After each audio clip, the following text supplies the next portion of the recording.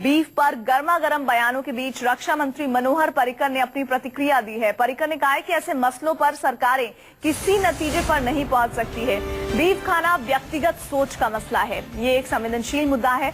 पर्रिकर ने ये बातें एक अंग्रेजी अखबार से कही है। पर्रिकर से बाबा रामदेव के बीफ पर बैन के बयान पर सवाल पूछा गया था। उन्होंने कहा कि बीफ के मुद्दे पर हर आदमी की राय अलग अलग हो सकती है। पर्रिकर ने कहा कि सरकार में होने के नाते मैं किसी एक पक्ष को संतुष्ट करने वाले फैसले नहीं ले सकता।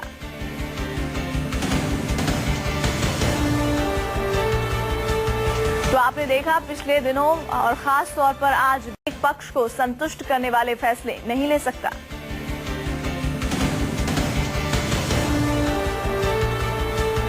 तो आपने देखा पिछले दिनों और खास तौर पर आज बिहार चुनाव के वोटिंग का पहला फेज है। उससे पहले जितने भी बयान आए हैं वो बीफ से जुड़कर सामने आए हैं। कुछ लोग ऐसे हैं सियासत में जो उसके पक्षधर हैं कि बीफ पर बैन नहीं होना चाहिए, और इस बात के कुछ लोग पक्षधर हैं कि बीफ पर बैन होना चाहिए। और इसी को लेकर समय समय पर तमाम वरिष्ठ से लेकर कनिष्ठ नेताओं के बयान सामने आए हैं। और इस पर रक्षा मंत्री मनोहर पर्रिकर ने कहा है कि बीफ खाना न खाना ये किसी भी व्यक्ति का निजी मसला हो सकता है। शैलेश कुमार संवाददाता हमारे साथ जुड़ रहे हैं। शैलेश, कहीं ना कहीं जिस तरह से मनोहर पर्रिकर ने इस बात पर जवाब दिया है, ये बताता है कि कुछ भी डाउन द लाइन या फिर अपर द लाइन नहीं बोला जा सकता था, और एक जिम्मेदार पद पर रहते हुए उन्होंने इस बयान को दिया है। बिल्कुल, देखिए दो चीजें हैं। सबसे पहली बात तो है रक्षा मंत्री मनोहर पर्रिकर जो कि पूर्व गोवा के मुख्यमंत्री रह चुके हैं। उन्होंने ये बयान पंजिम में दिया है, यानी गोवा की राजधानी में दिया है, जहां पर कुछ समय पहले ही गोवा के चीफ मिनिस्टर लक्ष्मीकांत पार्सेकर ने कहा कि वो बीफ पर बैन नहीं लगा सकते।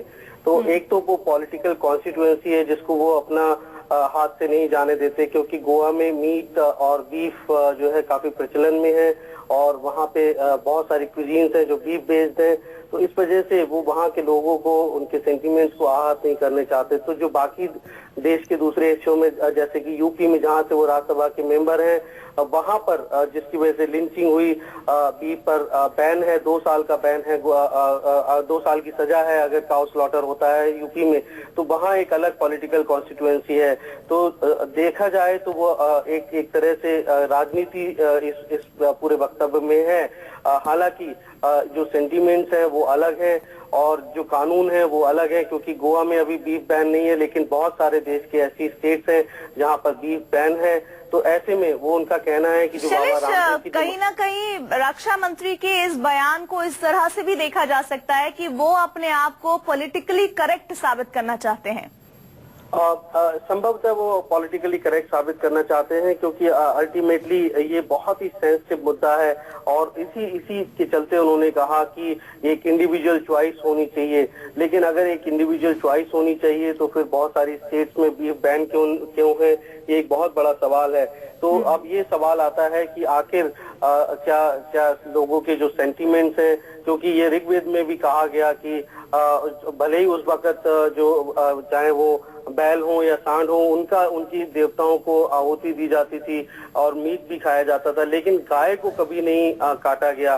तो एक बहुत बड़ी बात है, और वो ये दरअसल रिलीजन से जोड़कर लोग देखते हैं कि क्या आप माँ को काट सकते हैं। तो एक बहुत बड़ा सवाल ये उठता है कि जो सेंटिमेंट्स है एक तबके के समाज में, उसको वो पॉलिटिकली कैसे करेक्ट करें। तो जाहिर सी बात है कि मनोहर पर्रिकर चूंकि गोवा में है, गोवा में ये वक्तव्य दे रहे हैं, तो उन्होंने इस बात को कही। हालांकि ये एक इंडिविजुअल मुद्दा है, उन्होंने इस बात पर जोर दिया। उन्होंने कहा कि अगर कल को सब लोग कहेंगे कि पूरी दुनिया वेजिटेरियन हो जाए तो क्या संभव है, और उस वक्त क्या होगा, वेजिटेबल्स के प्राइसेस कितने बढ़ जाएंगे।